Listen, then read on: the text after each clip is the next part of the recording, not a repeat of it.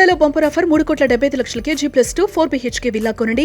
నెలకు 1,00,000 rent guarantee. Terms and conditions apply. Love మ్యారేజా? లేదు పక్క అరేంజ్ మ్యారేజ్? నేను చూడలేదు కూడా, మా నాన్నగారు చెప్పారు చేసుకున్నాను అంతే. సినిమాల్లోకి వచ్చిన తర్వాతే కదా సార్? అది రిలీజ్ అయిన 5th డే నా మ్యారేజ్. ఏంటి మేడం రియాక్షన్? అది డైరెక్టర్ అనగానే వాళ్ళకి అస్సలు అది లేనే లేదు, వాళ్ళకి తెలియని కూడా తెలియదు.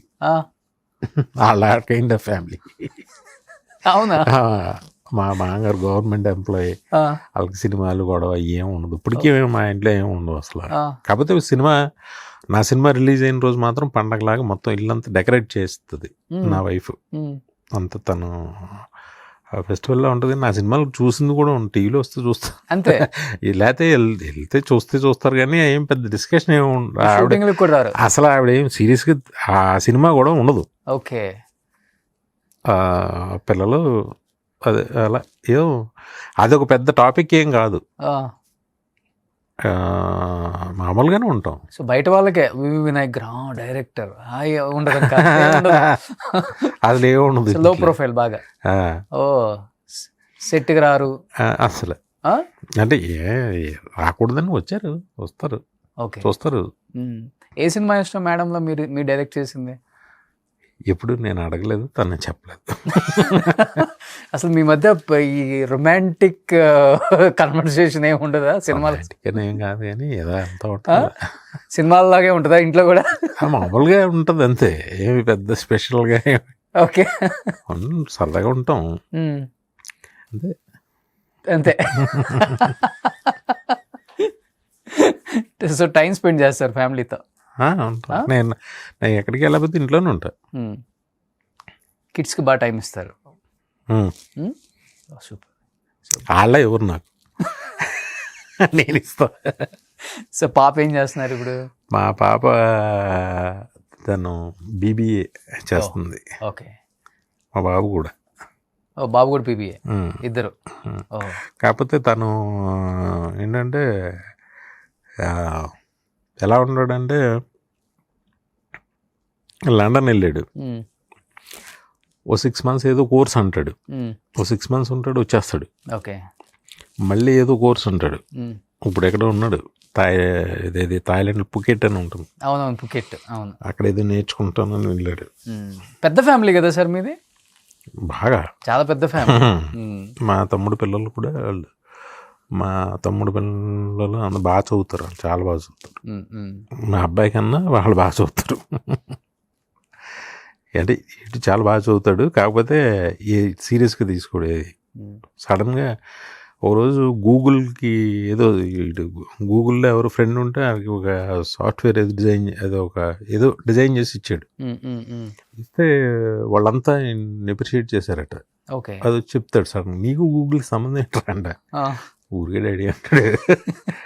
అన్నీ లైట్ ఉంటాడు కానీ ఎక్కువ మాట్లాడు, తనలా ఉంటాడు, ఎమోషనల్. అదే ఒకలాగా తన నేనేమి తనకు అసలు ఇంత కూడా, వాళ్ళిద్దరికీ కూడా మనకన్నా వాళ్ళే తెలివైన వాళ్ళు కదా. ఏం పేర్లు పెట్టారు? సినిమాల డైరెక్ట్ చేసిన తర్వాత పుట్టారు కాబట్టి ఏం కాదు. మా పాప పేరు హాసిని కృష్ణ, మా అబ్బాయి పేరు కుందన్ కృష్ణ. ఓకే. అదేదో మార్చుకుంటాను అంటున్నాడు, మార్చు అన్నా, ఇష్టం అన్నా. అంతే. ఇప్పుడు ఎంత 20 ఉంటుందా ఏజ్? ఇప్పుడు 18+ అంత. సర్టిఫికేట్స్ అన్ని వచ్చేసి ఉంటాయి కదా, ఇంకెందుకు? 18+ 19 ఉంటాయి. నార్మల్గా మార్చుకోవచ్చు, ఏముందిలే. ఏదో అంటాడు తను. అయితే మీ వాడిని ఒకసారి కలవాలి అయితే. తక్కువ మాట్లాడతాడు, నాతో ఎక్కువ. అంటే నేను ఆడితో మాట్లాడాలని నేను కోరుకుంటాను. అదే మీరు అన్నారే, నాకు టైం ఇవ్వరు నా పిల్లలు, నేను ఇప్పుడే వెళ్ళిపోతా. మీకు అత్యంత బలం అంటే మీ తమ్ముళ్ళు అని చెప్తారా? అందరూ మా తమ్ముళ్ళు, మా బావలు, మా చెల్లెళ్ళు, అన్నిటికన్నా నా భార్య, అందరికన్నా నా కూతురు. మా ఆవిడ నన్ను ఒక చిన్న పిల్లల్లా చూస్తుంది. నేను లేచిన దగ్గర నుంచి నేను కంఫర్ట్గా ఉన్నానా లేదా అనేది బాగా ఎక్కువ పట్టించుకుంటారు. వాళ్ళిద్దరు. అసలు ఏ డబ్బులు ఏంటి ఏంటి నీ సినిమాలు ఏంటి అసలు ఆ టాపిక్కే మాట్లాడదు మా ఆవిడ. ఓకే, మీరు ఏం తింటారు, ఏం కావాలి, ఇదే చిన్న చిన్న పాపల చిన్న పిల్లల్లాగే. డబ్బులు ఇది అంతే ఉందిలే. మీరు సినిమాలు తీసేటప్పుడు సార్ ఎకరం ఎంత ఉంటుంది సార్? ఇప్పుడంటే 100 కోట్లు 200 కోట్లు అంటున్నారు కానీ చుట్టుపక్కలంతా. నేను నిజం చెప్పిన రోషన్, నేను ఎప్పుడు కూడా నా డబ్బు ఎప్పుడు మా ఫాదర్ ఆర్గనైజ్ చేశారు. అదే ల్యాండ్స్ ఎక్కువ కొనే వాళ్ళు అని అంటారు కదా, నిజం అది? విపరీతమైన అల్లరి. మా ఫాదర్ అన్ని మా ఊర్లోనే అక్కడ కొన్నారు కానీ నాకు ఇక్కడ అసలు ఏం లేదు. అవునా? ఓకే, ఊరికే అల్లరి గోవాలు తప్ప. మీరు విన్నారా? నేను వింటాను, నాతోనే అంటారు. కానీ చుట్టుపక్కల వందల ఎకరాలు ఉన్నాయి ఆయనకి. 2001లో ఎంత 30 లక్షలు 20 లక్షలే కదా ఎకరం ఇటంతా. నాకు అసలు ఇక్కడ ఏమీ లేదు ఈ ఇల్లు తప్ప. నిజంగానే అది ఎవరు నమ్మరు కూడా. మా ఫాదర్ ఏంటంటే ఆయనే తీసుకెళ్ళేవారు డబ్బులు. నేను పెద్ద పట్టించుకున్నా. నా కారు కావాలి, నా కార్లు పిచ్చి, ఆ కారు కావాలి, ఈ కారు కావాలని కొనుక్కుంటాం తప్ప. నువ్వు నమ్ముతావా, కారు నాకు మ్యాబ్యాక్ కొనుక్కోవాలని ఒక ఆశ కలిగింది. నాకు అప్పు అంటే భయం, నేను చేయను. ఈ బ్యాంక్ ఈఎంఐలు రాజమండ్రిలో నా సైట్ ఉంటే అమ్మేశా. అది ఇప్పుడు డిమార్ట్ కట్టారు, అది పెద్ద వాల్యూ అది. ఓకే, అది అమ్మేసి మేబీ ఎక్కున్నారా? అంటే కార్ అనే కదా, ఒక కారు కొనుక్కున్నాం, ఏదో కొంచెం వేరే ఇంటి అలా. ఓకే, ఈ మన సినిమా వాళ్ళని చేయకూడదు తప్పులు. కొంతమంది అంటే చాలామంది నాలాగే కొంతమంది ఉంటారు వాళ్ళు, ఓవర్ యాక్షన్ ఇయ్యి.